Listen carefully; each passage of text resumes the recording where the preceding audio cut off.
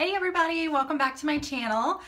Today I just wanted to show you guys a really quick, I'm not gonna call it a no makeup look because I hate when people say that and then they put a bunch of makeup on. So we'll call it a less makeup look, but just using some tinted moisturizer and just some really quick concealing, and you can get a really easy out the door look that still looks put together but not overdone for every day. So hope you guys enjoy this, and let me know if you'd like to see more videos like this.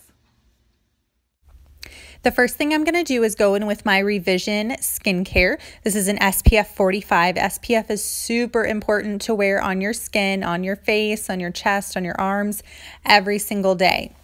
I like the Revision skincare. I get it from my dermatologist. It is a little bit more expensive, but I have a hard time at the drugstore finding a lotion with an SPF that's higher than 15 that I'm not allergic to. So this stuff works for me.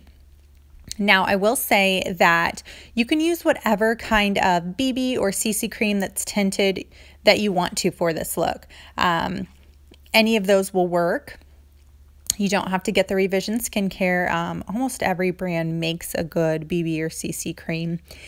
I do like the Revision skincare also because it comes in a matte finish. So there's matte or original, but I do find that especially in the summer, the matte finish is really good on my skin. I tend to be combination oily.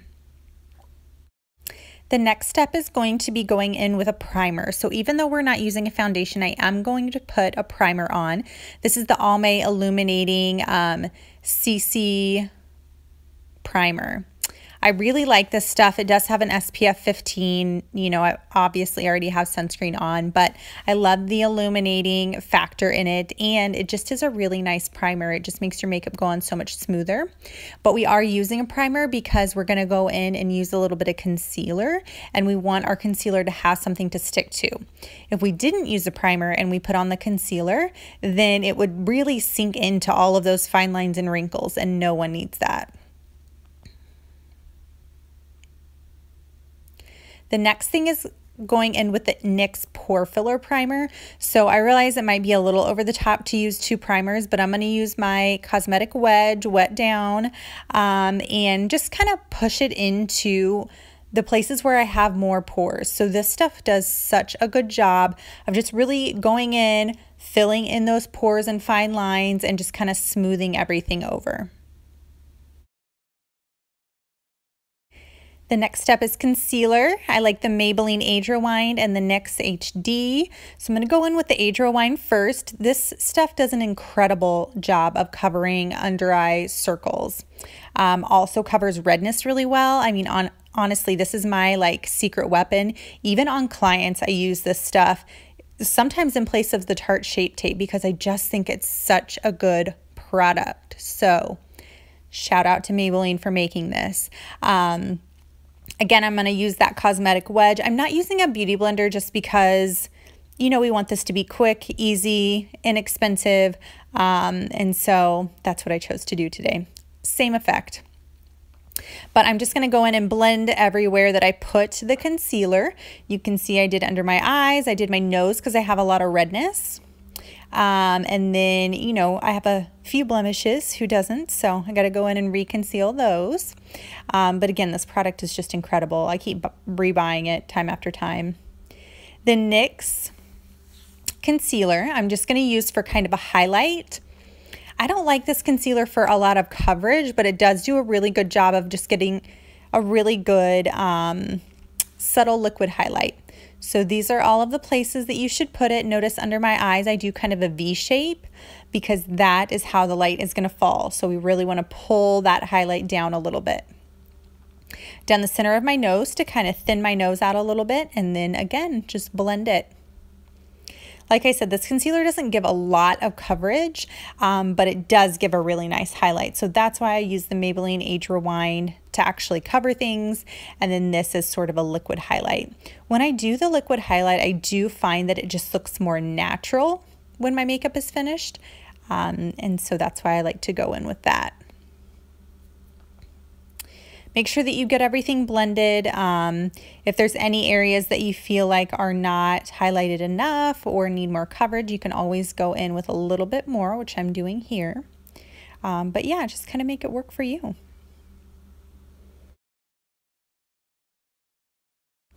A good finishing powder is always a must. I like the Stay Matte by Rimmel. It does have a little bit of a color to it, but I, tend to find that it just kind of softens everything as opposed to a translucent powder, which can look kind of chalky sometimes. So I'm going to go ahead and set my eyelids and my under eye specifically, and then I'll go in and set the rest of my face. I did forget to put a little highlight kind of above my jawline, just because I have a lot of redness there and I want to just kind of accentuate any contour that I might do or accentuate where those cheekbones are. So I'm going in there with that highlight. I have a lot of redness to cover up, as you can see. Now I'm going to go back in with that powder. I'm going to use this e.l.f. brush. Most of these brushes actually that I'm using in this are from e.l.f. But instead of buffing it in, I just kind of, pat the powder on my face. And I find that that sets my makeup and holds it in place a little bit better as opposed to buffing it, which would kind of move the makeup around. So that is why I do that. This e.l.f. brow pomade is amazing. It's in the color medium. I want to say it was like, I don't even think it was $6, but I'm using another e.l.f. brush. This is actually a flat eyeliner brush. But I'm just going to kind of mix the two colors in the palette together. Start at the end of your eyebrow and work your way in. The ends of your eyebrows should be darker than the front. And it's really easy to kind of like get carried away in the front. So just remember to kind of fill in the ends and work your way forward. And don't reapply product to your brush when you get to the front of your eyelash. You just want to use whatever, minimal product is on there.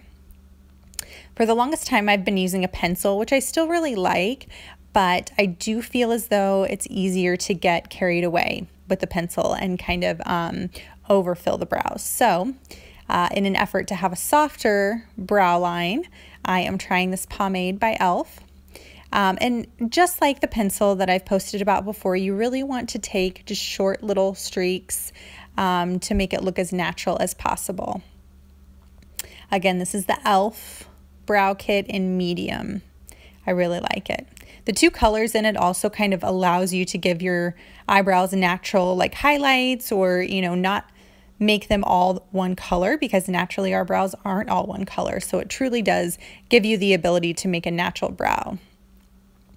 I am going to buff them out with a toothbrush. I've never actually used this toothbrush in my mouth. It's only been used for my eyebrows, but you could use a spoolie or whatever other brush you wanted to brush it out. The next step is going to be taking a little bit of bronzer. I think that I posted on Insta about using an actual darker foundation color. So I'm not going to do a really intense contour. I'm just going to kind of warm up the face. So just kind of brushing it under my cheekbones and around the top of my forehead, kind of in an E shape on each side of my head, down under that jawline as well. Just to, again, kind of give myself a little bit of warmth, a little bit of color, but not be overdone.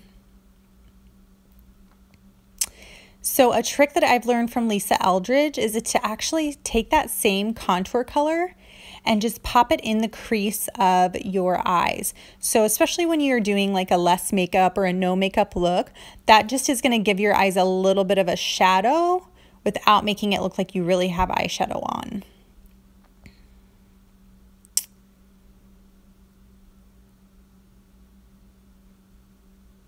Next, I'm going to use my little angled brush that I love, and I'm actually just going to take like a brown color out of this Urban Decay palette and just kind of push it into the base of my lashes. So this is going to act as my eyeliner. So it's a matte eyeshadow, and I'm just going to really just push it in a little bit just to give my eyes a little bit of a line, but make it a soft one. Because again, we want to make it look like we have as minimal of makeup on as possible. And so this just gives that shape without making it really noticeable. Ta-da! Highlighter is next. I love this NYX highlighter. It's in the color Ritualistic. Another e.l.f. brush. Now I'm just going to pop it on the top of that cheekbone, kind of in a C shape around my eyes. Down the middle of my nose, and then the top of that Cupid's bow, pretty much anywhere that I put that concealer actually. And then I'm just going to take an eyeshadow brush, and I'm going to use that highlighter to go right under my brow line, just because that just kind of gives the brow line a natural highlight, kind of opens those eyes up a little bit. Definitely want to get in the corners just a tiny bit too, to again just open those eyes up, make them look nice and bright. Mascara is the next step. I'm using the CoverGirl Supersizer. It's a fiber mascara and it kind of has a funny wand, but I really like it. Once you get used to using the wand, it really allows you to get down into the base of those lashes and really fully coat the lash with the mascara. Now, since it's a fiber mascara, when you go in with that second coat, which most girls do, second or third coat, it actually will really build on top of each other. Each coat will. It's really important when you're doing your mascara to get as close to the base of your eyelashes as you can and kind of wiggle the wand back and forth to get all the way through those lashes. That'll help prevent clumps as well if you're combing straight through every bit of those lashes.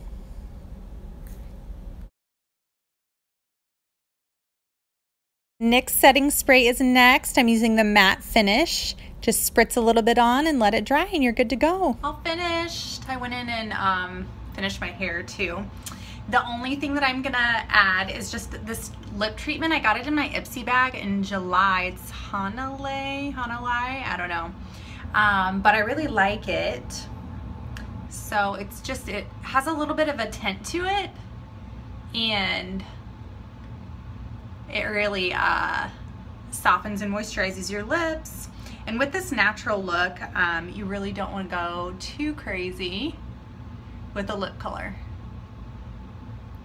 So I like that this just gives your lips a little bit of a natural tint and then keeps them hydrated all day.